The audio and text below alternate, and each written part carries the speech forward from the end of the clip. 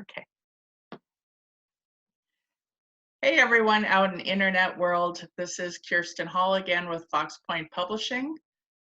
We are today doing another introduction interview with all the wonderful talent we have as a part of this company. We have probably 13 or 14 people who make Pointe Publishing a reality, and we cover all the different genres and such.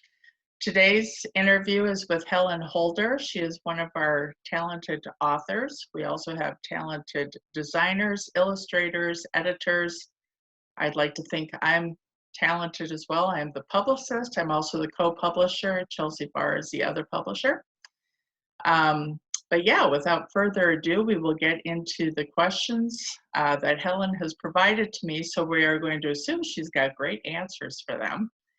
And first of all, though, introduction, Helen Holder, would you like to say hello? Hello to all the viewers, and we hope you learn a lot about Pointe and about me. Definitely about you. I imagine we probably will. You've got some great questions here. So, okay, the first one we're going to start off with is describe your desk. Well, it's actually a little triangle desk that I made from a kit early on when I moved to Austin. And the computer pretty much takes up most of the space. But underneath it, there's a lot of old antique books that my father bought by the box full at auctions. And then I have a drawer for pens and pencils and paper. And I also forgot, the other time I forgot to say, I have a recipe, another rhubarb recipe, because I have some rhubarb that puts out a lot. So I need all the recipes I can get. So you're saying that I should stop at your house for rhubarb cake. Do you make rhubarb cake? Well, this one happens to be for rhubarb butter crunch. How does that sound? That sounds very rhubarb butter crunchy. Happy. I love rhubarb, and I know a lot of people grow it and stuff, but oh, that rhubarb cake. Do you make rhubarb cake? Can I pay you to make rhubarb cake? Please? Sure. Okay. No, I love rhubarb cake. I can't even remember the last time I had it, probably 20 years ago. It's been a while. And I really, really like it. Anyway, all right, so I will put you on my list of people. Well, you'd be the only person on my list of people that would make rhubarb cake if I paid them. Of course, I haven't offered that ever to anyone else anyway, but okay, so moving on. How easy the conversation can go from authorship and books to rhubarb cake. Yeah. Food. Exactly. Well, of course, my first book is about food, so there you go. That is true. And would you like to tell us just briefly about your first book, speaking of food? Well, my son used to bite pretzels into letters, and so that's what this book is about. It's an alphabet book, and alphabet books are a lot deeper than you may think. There's a lot of things that go on when you're reading an alphabet book that prepare your child for learning to read. So alphabet books are great. I'm certainly looking forward to it. You have quite the you're going to have a vocabulary list, a glossary, right? Yes. Okay, I mean, I know most of the words, but like the letter A, and we won't tell anyone what that letter, well, because I can't pronounce it. And I'd never seen it before either, so, there you go. But I'm looking forward to reading this book and learning a lot more new words, Anyway, all right, well, actually, the second question is, what are you working on next, besides your alphabet book that is set to come out the end of June? Well, I'm working on following up a second dragon story and a rainbow story and a nativity lesson plan for primarily probably for homeschool kids, because I'm a big nativity collector. And would you like to expand on that? Well, my house at Christmas time has every surface covered with a nativity because I have 900 plus in my collection. So It's fun time to invite the community in to learn a lot and see a lot of different kinds of nativities from lots of different places in the world. And the Convention and Visitors Bureau schedules bus tours for the Nativity House. Okay, so I'm going to tease you now and ask you, so what countries are your nativities from? Well, I have some from Germany and Italy and the United States, of course, and Peru, and Mexico, and Africa, different countries in Africa, Kenya, and so pretty much any place in the world you can find a nativity set. Now, do you travel to some of these places and collect them? Or is it all catalog?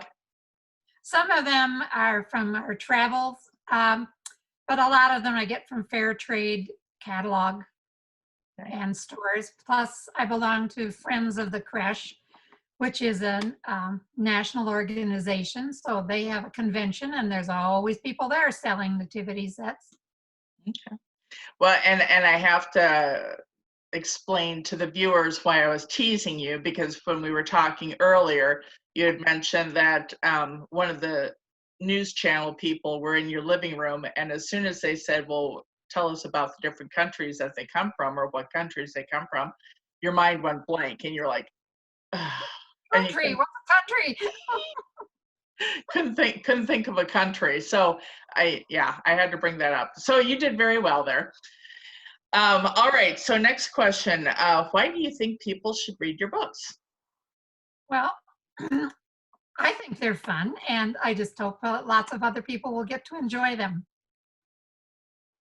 I will admit, when we first met with you and your husband, just a few months ago now, when you brought it's 7 books, and you brought all your manuscripts, myself and Chelsea, publishers, we were flipping through all the manuscripts, and we love them. I mean, Helen's got 7 books coming out here, and it was very hard to hold a conversation because we were so engrossed in your manuscripts, and it was just like, oh, really? You know, it was fun to look at.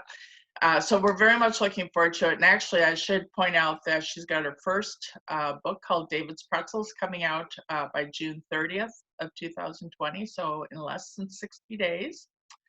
And then her second book will be out about mid to late September of 2020. And all of them, by the way, I will point out, are written very, very well, mainly because Helen used to be a first grade teacher. On her bio, she writes that she's been in first grade for 34 years.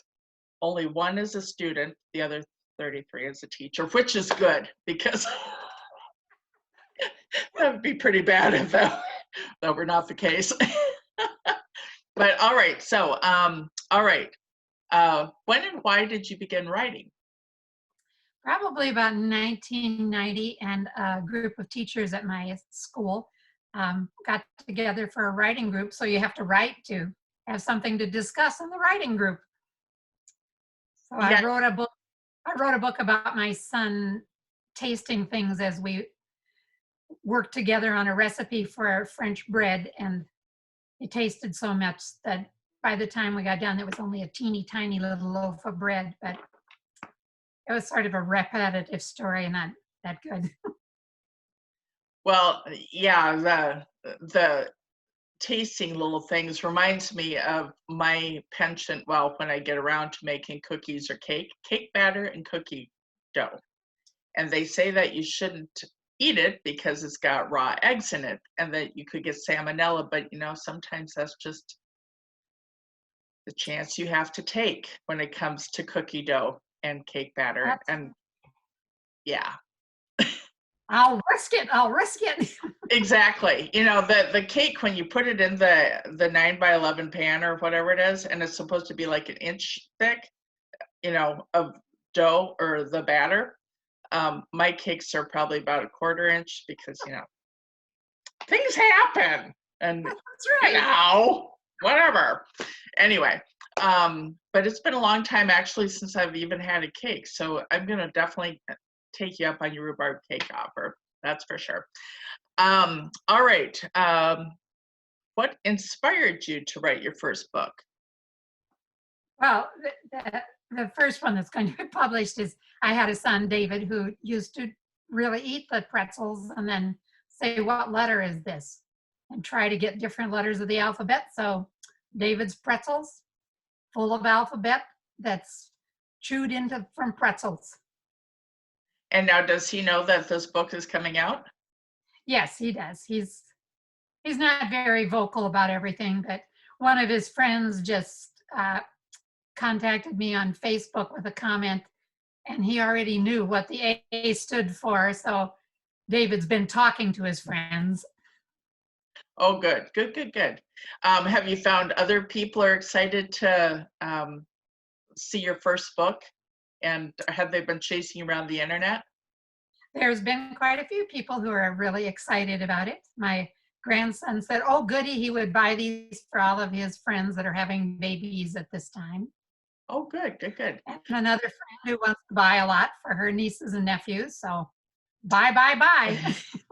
Well, that's one nice thing is the world is not running out of children, and they all should learn how to read.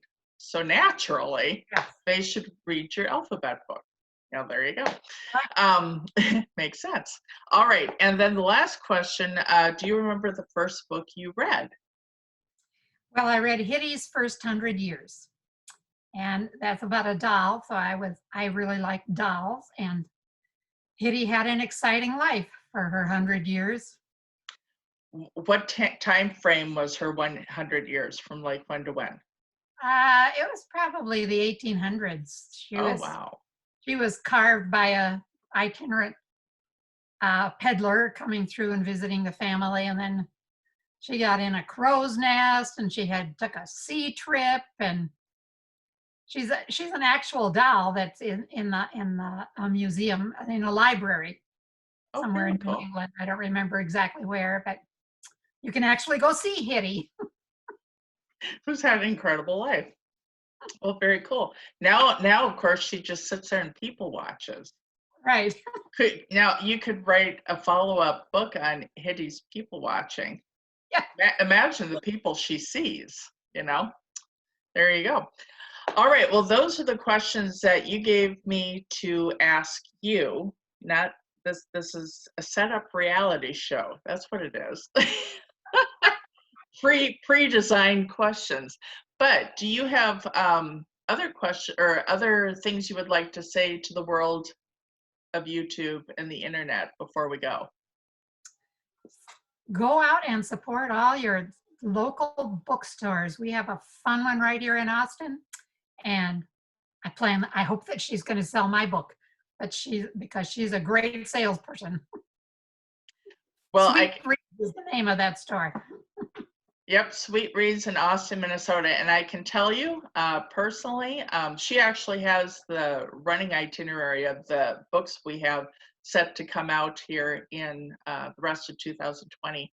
And it's about day 60. I start getting messages from her, not every day, but every so often. So, is that book coming out? When is that book going to be getting ready? Yeah, she's very good at that. And but that's good. Yeah, she is definitely an awesome person. She's an awesome salesperson. She's so personable. I mean, we could do a whole episode on Lisa and Sweet Reads, and she would probably really appreciate that. Anyway, all right. Well, Helen, I thank you very much for your doing the interview today and being forthcoming and setting a date and time with me, because I will say you are one of the very few. The rest of them, including myself, have all been hiding, and we're figuring if they don't get back to me with dates and times, including myself, that I'll just forget, and that'd be okay. So thank you very much. Well, And none of us like to see ourselves on TV, but you'd be got to correct. do it. Yeah, you'd be correct in that. Anyway, but all right. Thank you to Helen, and thank you to everyone out in the world today for tuning in. We will be back with more introduction interviews with people at Pointe. And then actually when Helen and everyone else's, when all their books come out, they're going to be doing little teaser videos and talking about those as well. And if you ever have any questions, you can find us at foxpointpublishing.com, and that point does have an E on it because we have to be difficult. Foxpointpublishing.com, you can get a hold of us. You can see all the authors, all the books, everything. Anyway, have a fabulous day in your neighborhood. We will chat with you later. Have a good one. Bye.